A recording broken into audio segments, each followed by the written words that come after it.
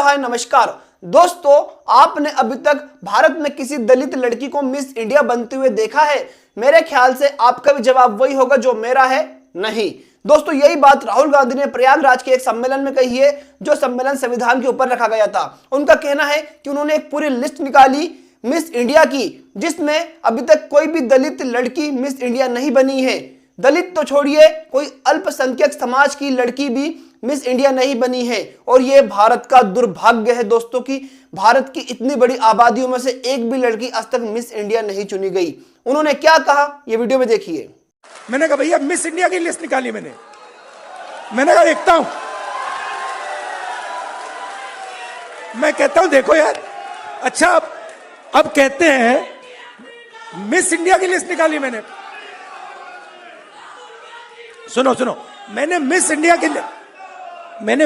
की लिस्ट निकाली। कहा ठीक है देखते हैं, मतलब माइनॉरिटी भी 90% में आती है मैडम, आप भी शामिल हैं। वीडियो में वो साफ साफ कहते हुए नजर आ रहे हैं कि उन्होंने एक लिस्ट निकाली और जिसमें आज तक कोई भी दलित लड़की मिस इंडिया नहीं बनी है, यहां तक कि कोई अल्पसंख्यक समाज की लड़की भी नहीं बनी है।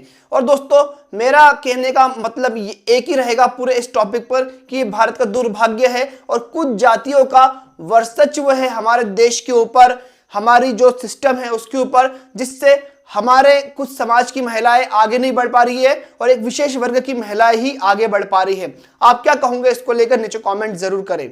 दोस्तों, जैसा कि आपको पता होगा, मायावती जी को लेकर भाजपा के एक विधायक है राजेश चौधरी, जो कि मथुरा से विधायक है, उन्होंने एक बहुत आपत्तिजनक बयान दिया था। उनका कहना था कि मायावती जब पहली बार मुख्यमंत्री बनी थी तो हमारी गलती थी, हमने गलती से बना दिया था। और मायावती आज तक के यूपी के इतिहास में सबसे भ्रष्ट मुख्यमंत्री रही है, जिसको लेकर चंद्रशेखर आजाद ने एक बड़ा बयान दे दिया है, जो यह भी कहा जा रहा है कि ये चंद्रशेखर का विवादित बयान है।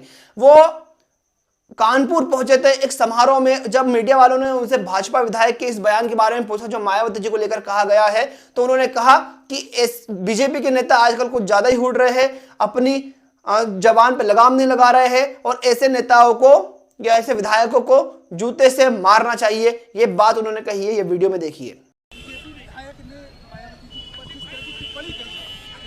उस विधायक को जूते से पीटना चाहिए। भाजपा के नेताओं के कुछ नेताओं के दिमाग खराब हो गए, वो हैसियत से ज्यादा बोलने लगे और कभी कभी वो अपने नेताओं खुश करने के चक्कर में ये भी भूल जाते हैं कि इसके परिणाम क्या हो सकते हैं। बहन जी हमारी नेता हैं, आदर्श हैं, उनके सम्मान से अगर उनके सम्मान में कोई गलत शब्द कहेगा तो फिर भीम आर्मी के लोग, आजाद समाज पार्टी के लोग उससे हिसाब किताब करेंगे। इस बात को मैं उनको सावधान करना चाहता हूँ। दोस्तों, इस प्रेस बाइट में चंद्रशेखर आजाद ने और भी बातें क्लियर करी कि आने वाले जो समय के चुनाव होंगे, उपचुनाव, उसमें आजाद समाज पार्टी बड़ी दमदारी से लड़ेगी। वही दोस्तों, उन्होंने यह भी कहा है कि जो हमारा बीच में वर्गीकरण को लेकर दो समाजों के बीच में जो कॉन्फ्लिक्ट फैलाया गया है, सुप्रीम कोर्ट की तरफ से दो भाइयों को लड़ाना चाहती है। जैसा कि आपको मालूम होगा, कल एक रैली में चंद्रशेखर जी गए थे, जहां पर कुछ वाल्मीकि समाज के लोग भी पहुंच गए थे। वहां पर फिर चमार समाज के लोगों ने वाल्मीकि समाज वालों के ऊपर हमला कर दिया था, जिसमें कई वाल्मीकि समाज के लोग गंभीर रूप से घायल भी हो गए थे। जिसको लेकर चंद्रशेखर ने कहा है कि हम सभी समाज के लोग, चमार, वाल्मीकि, महार, सभी समाज के जितने प्रतिनिधित्व हैं, वो साथ बैठेंगे और इस फैसले के बारे में उनको समझाएंगे कि ये गलत है और सुप्रीम कोर्ट हम सब भाइयों को लड़ाना चाहता है। उन्होंने ये बात भी कही और ये सबसे जरूरी है, क्योंकि सुप्रीम कोर्ट या फिर आरएसएस या फिर सरकार हमारी एकता को तोड़ना चाहती है तो हम उसे नहीं तोड़ने देंगे, भलाई हमें इसके लिए कोई भी कीमत चुकानी पड़े।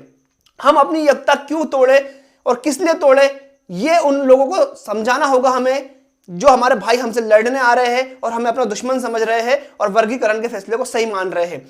जब समझाएंगे तो वो भी समझ जाएंगे और हमारे साथ आएंगे और सुप्रीम कोर्ट को ये फैसला वापस लेना होगा। आप क्या कहते हो नीचे कमेंट करें, वीडियो को लाइक शेयर करना बिल्कुल भी ना भूलें और देखता रहा करिए भारत दस्तक, आपकी हर खबर आपके घर तक।